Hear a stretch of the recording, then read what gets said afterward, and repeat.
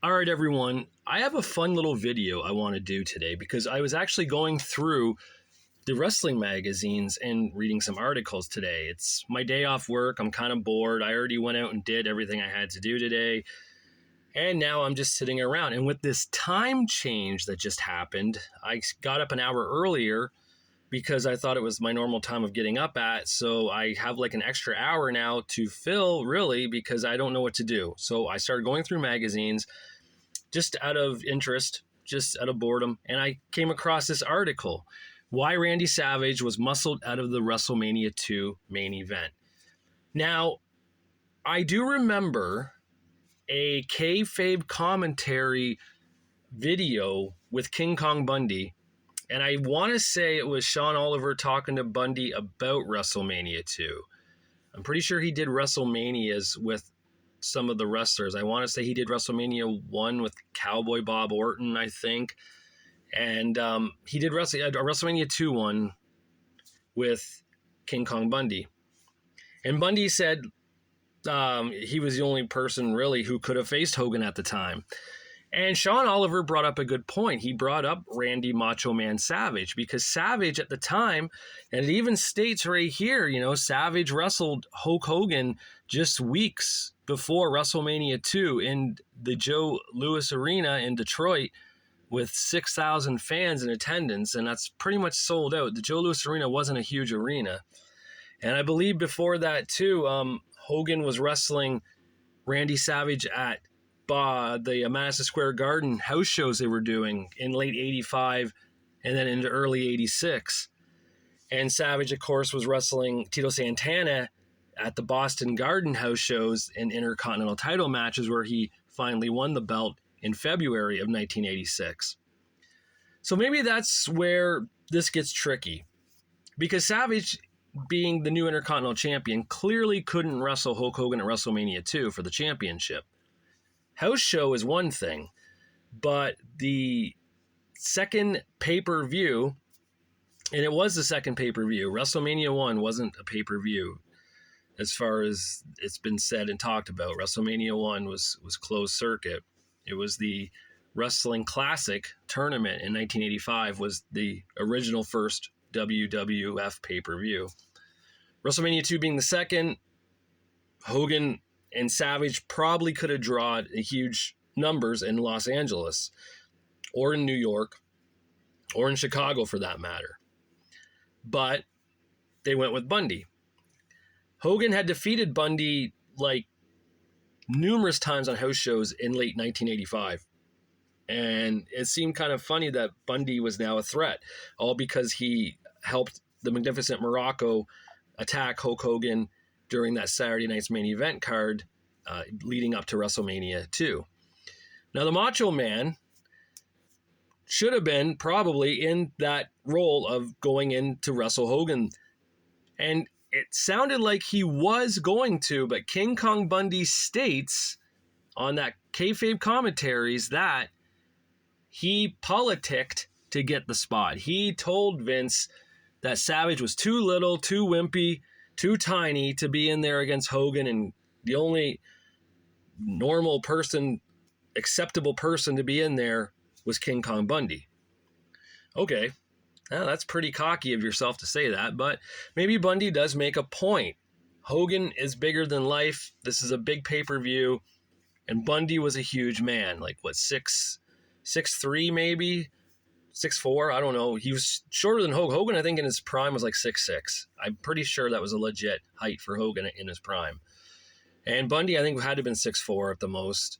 400 pounds easily, like shoot-wise. I'm going to say he's probably anywhere between 380 to 420 shoot-wise. There was no doubt about it. He was a huge, huge man.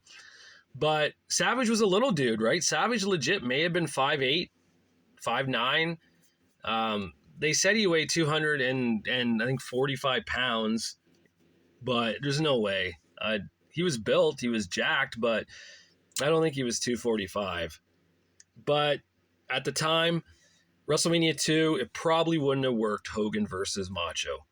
Hogan versus Bundy was probably the right decision.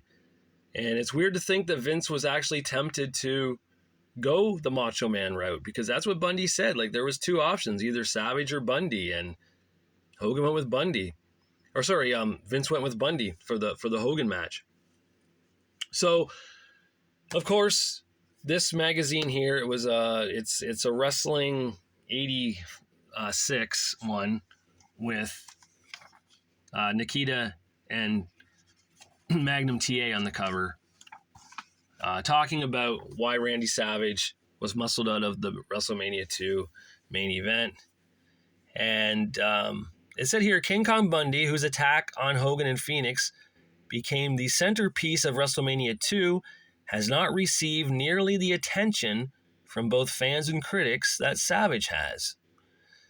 And I think the case really remains is that Savage was so entertaining, such a great athlete, such a great wrestler, sports entertainer, a pro, whatever you want to say. Randy Savage was top-notch. He connected with the fans, whether you loved him or you hated him. You were interested in him, you know?